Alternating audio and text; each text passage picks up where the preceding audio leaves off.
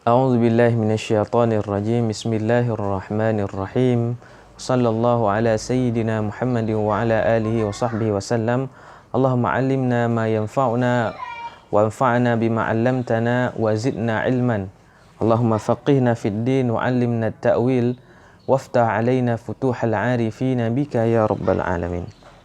Baik, pada kesempatan ini kita akan menjawab satu pertanyaan. Ada yang bertanya, boleh nggak Ustadz kita belajar Al-Quran otodidak atau belajar sendiri?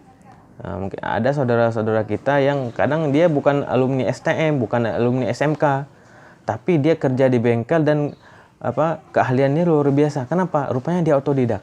Ada orang bisa menciptakan helikopter tanpa di sekolah. Kalau kita cek nggak taman SD.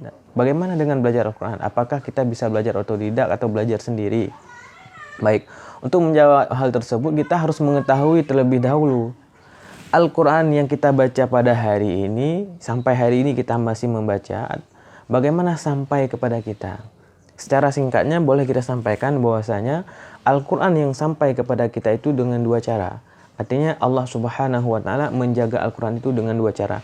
Yang pertama dengan ditulis.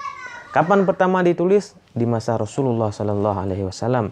Selanjutnya di masa Sayyidina Abu Bakar. Selanjutnya di masa Sayyidina Utsman. Setelah Sayyidina Utsman berkembang pesat sampai pada hari ini. Kita bisa melihat bagaimana perkembangan penulisan Al-Quran. Ada yang sampai ada terjemahannya atau ada yang bagaimana. Jadi kita harus dengan kita mengetahui bahwasanya Al-Quran itu sampai kepada kita itu dengan dua cara. Yang pertama ditulis dan dibaca. Kita bisa menjawab bahwasanya apa? Sebaik apapun mushaf yang dicetak pada saat ini, misalkan kita orang kaya, saya mau beli mushaf seharga 1 juta, 2 juta, bahkan yang ratusan juta. Apakah saya bisa membaca Al-Quran atau belajar Al-Quran sendiri? Jawabannya tidak. Kenapa? Karena rupanya ada jalur satu lagi yang dibaca. Bagaimana Rasulullah Sallallahu Alaihi Wasallam mendapatkan Al-Quran dulu daripada Allah melalui perantara malaikat Jibril. Rasulullah Sallallahu Alaihi Wasallam mengajarkan para sahabat mengajarkan para tabiin sampai kepada kita pada hari ini. Oleh karena itu kita mendengar ada namanya sanad. Orang membaca Al-Quran. Kenapa seseorang yang mendapatkan sanad apabila misalkan si fulan Abdullah ketika dia membaca Al-Quran, gurunya memberikan sanad kepada dia. Kenapa? Karena anggapan daripada gurunya bacaan Abdullah itu sama dengan bacaan gurunya. Gurunya sampai kepada para salafus saleh, sampai kepada para tabi'in, sampai kepada para sahabat dan sampai kepada Rasulullah, sampai kepada Allah Subhanahu wa Ta'ala.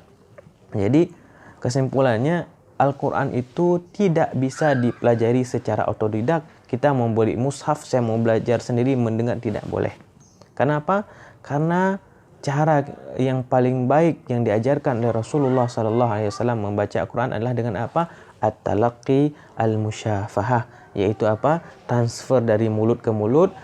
Guru membaca, memperdengarkan kepada murid, murid ikut membaca dan memperdengarkan kepada gurunya. Apabila bacaan guru sudah sama dengan bacaan muridnya sudah sama dengan bacaan gurunya, maka ketika itu seseorang telah mewarisi pelajaran daripada Rasulullah Sallallahu Alaihi Wasallam. Intinya kalau kita ditanya boleh tidak kita belajar Al-Quran secara otodidak, tidak boleh, karena Al-Quran itu sampai kepada kita tidak hanya dengan ditulis tapi juga dengan dibaca. Mudah-mudahan ada manfaatnya. Subhanakallahumma wa bihamdika asyhadu an la ilaha illa anta astaghfiruka wa atubu ilaik. Assalamualaikum warahmatullahi wabarakatuh.